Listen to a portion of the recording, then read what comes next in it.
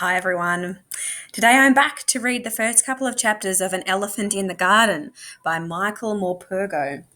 This book is in our school library, so if you're interested, please let me know and we'll see if we can arrange to organise borrowing it for you. Let's read the blurb first. I looked out of the window and saw her. She was an elephant. Quite definitely an elephant. Dresden, 1944. Elizabeth, Carly, and their mother are fleeing the city as the Allied bombs fall. It's a torturous journey through a perilous snow-covered landscape to reach the safety of the West, and it would be difficult enough if they didn't have an elephant with them. Let's keep reading.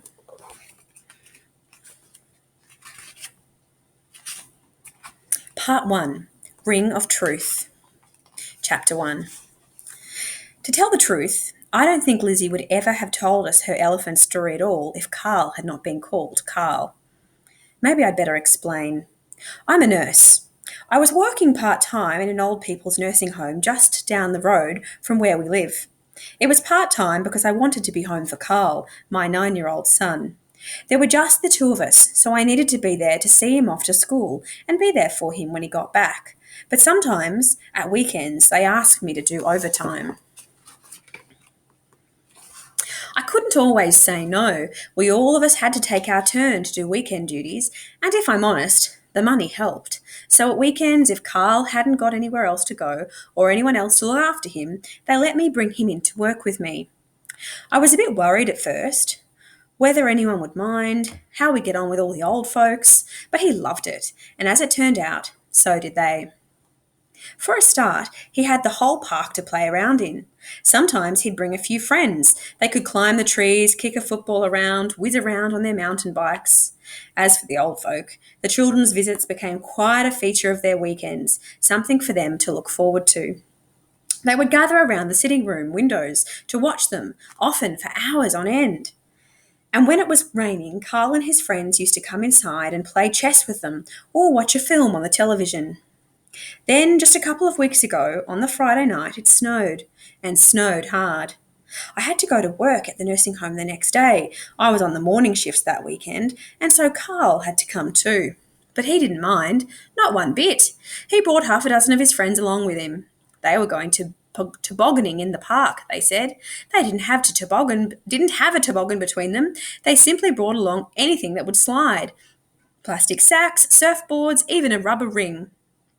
As it turned out, bottoms worked just as well as anything else. The nursing home was loud with laughter that morning as the old folks watched them gallivanting out there in the snow. In time, the tobogganing degenerated into a snowball fight, which the old folks seemed to be enjoying as much as Carl and his friends were. I was busy most of the morning, but the last time I looked out the window, I saw that much to everyone's delight, Carl and his friends were busy building a giant snowman right outside the sitting room's window. So I was taken completely by surprise when I walked into Lizzy's room a few minutes later and found Carl sitting there at her bedside in his hat and his coat, the two of them chatting away like old friends. "Ah, so there you are," Lizzy said, beckoning me in. "You did not tell me you had a son, and he is called Carl. I can hardly believe it. And he looks like him too. The likeness is extraordinary, amazing. I have told him also about the elephant in the garden, and he believes me." She wagged her finger at me. "You do not believe me, I know this. No one in this place believes me, but Carl does." I hustled Carl out of the room and away down the corridor, ticking him off soundly for wandering into Lizzie's room like that uninvited. Thinking back, I suppose I shouldn't have been surprised. Carl was always wandering off. What did surprise me, though, was how furious he was with me. "She was just going to tell me about her elephant," he protested loudly, tugging at my hand, trying to break away from me. "There isn't any elephant, Carl," I told him. "She imagines things. Old people often do that. They get a bit mixed up in the head sometimes, that's all. Now come along, for goodness sakes." It wasn't until we were back home that afternoon that I had a chance to sit Carl down and explain all about Lizzy and her elephant story. I told him I knew from her records that Lizzy was 82 years old. She had been in the nursing home for nearly a month, so we had got to know one another as little ways quite well already. She could be a little prickly and even cantankerous with the other nurses sometimes. But with me, I said, she was considerate and polite and quite cooperative. Well, mostly. Even with me, though, she could become rather obstinate from time to time, especially when it came to eating the food that I put in front of her. She wouldn't drink enough either, no matter how much I tried to encourage her. Carl kept asking me more and more questions about her. How long has she been in the nursing home? What's the matter with her? Why is she in bed in her room and not with the others? He wanted to know everything, so I told him everything. How she and I had taken a particular shine to one another, how she was very direct, to the point of bluntness sometimes, and how I liked that. She told me once, on the very first day she came into the nursing home, I might as well be honest with you, I do not like being in here, not one bit. But since I am, and since we shall be seeing rather a lot of one another, then you may call me Lizzy. So that's what I did. To all the other nurses, she was Elizabeth, but to me, she was Lizzy. She slept a lot, listened to the radio, and she read books. Lots of books. She didn't like to be interrupted when she was reading, even when I had to give her some medication. She especially loved detective stories. She told me once, rather proudly, that she had read every book that Agatha Christie had ever written. The doctor, I told Carl, thought she couldn't have eaten properly for weeks, maybe months before she came in, and that's certainly what she looked like when I first saw her, so shriveled and weak and vulnerable, her skin pale and paper thin over her cheekbones, her hair creamy white against the pillows. Yet, even then, I could see there was something very unusual, very spirited about her. The steely look in her eye, the sudden smile that lit up her whole face. I knew nothing of her life. No relatives came to see her. She seemed to be entirely alone in the world. She's a bit like Gran, I told Carl, trying to explain her state of mind to him as best I could. You know, like a lot of old people, a bit muddled and forgetful, like when she starts up about her elephant. She goes on about it all the time, not just to me, to everyone. There was an elephant in the garden, you know, she says. It's all nonsense, Carl, I promise you. You don't know, Carl said, still angry at me. And anyway, I don't care what you say. I think it's true what she told me about the elephant. She's not fibbing. She's not making it up. I know she isn't. I can tell.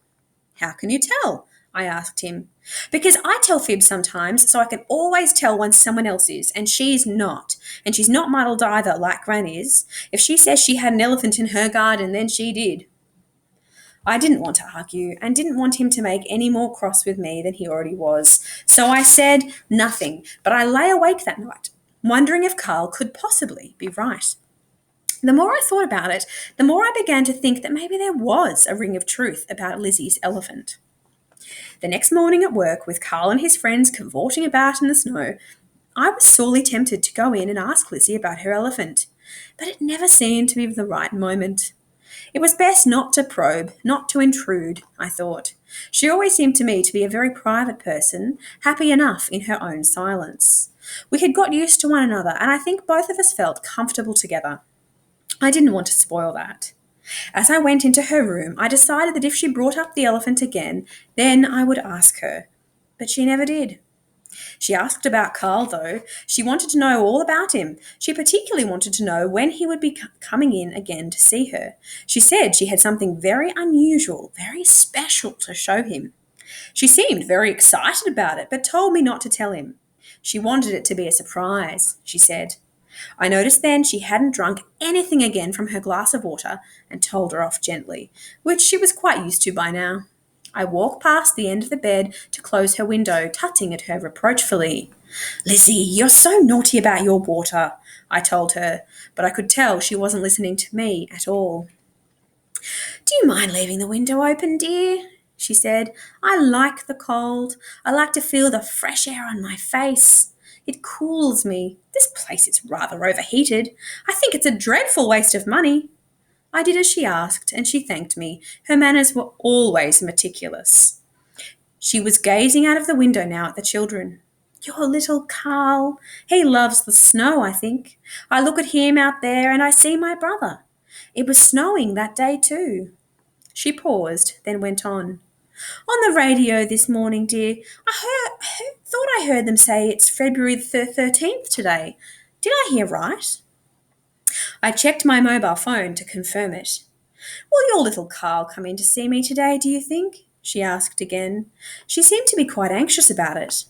I do hope so. I should like to show him. I think he would be interested. I'm sure he will, I told her. But I wasn't sure at all. I knew full well that Carl wanted to find out more about her elephant story, but it looked to me as if he was having far too much fun in the snow outside. Lizzie said nothing more about it. As I washed her and then arranged her pillows and made her comfortable again, she loved me to take my time brushing her hair. It was while I was doing this that there was a knock on the door. To my great relief, and to her obvious delight, it was Carl. He came in breathless and sat down at once beside her, his face glowing, snow all over his coat, still in his hair. She reached out, brushing it away, then touched his cheek with the tips of her fingers. Cold, she said. It was cold on February the 13th. February the 13th. Her mind seemed to be wandering. Your elephant in the garden! Your elephant! You were going to tell me about your elephant, remember? Carl said. That was when I noticed that Lizzie was becoming quite tearful and upset. I thought perhaps Carl should go. He can come back later, another time, I told her. No! She was very insistent that we stayed, that she wanted us to stay, that she had something she needed to tell us. So I pulled up another chair and sat down beside them. What is it, Lizzie?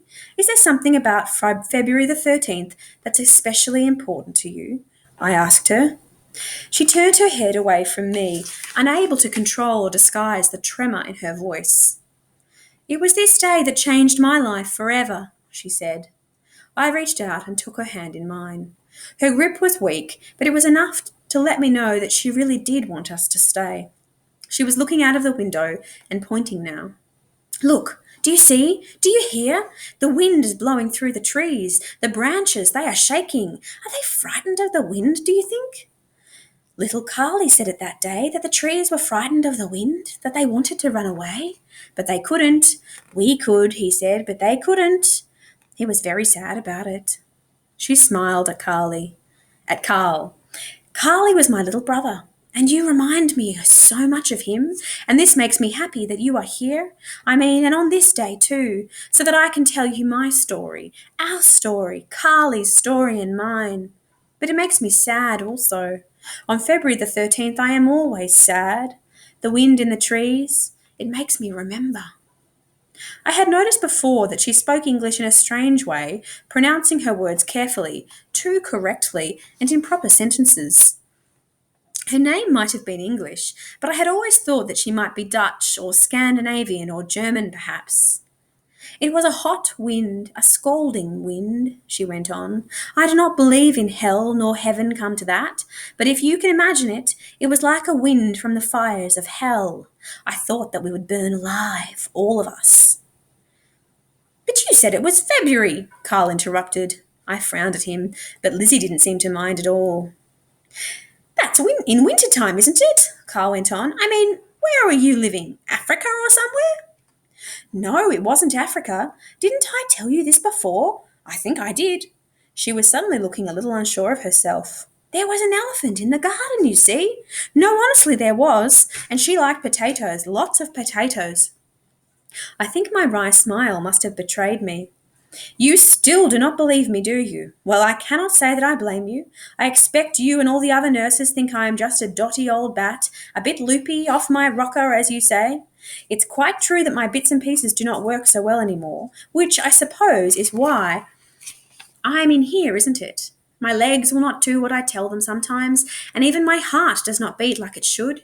It skips and flutters. It makes up its own rhythm as it goes along, which makes me feel dizzy, and this is not at all convenient for me. But I can tell you for certain and for sure that my mind is as sound as a bell, sharp as a razor. So when I say there was an elephant in my garden, there really was. There is nothing wrong with my memory, nothing at all.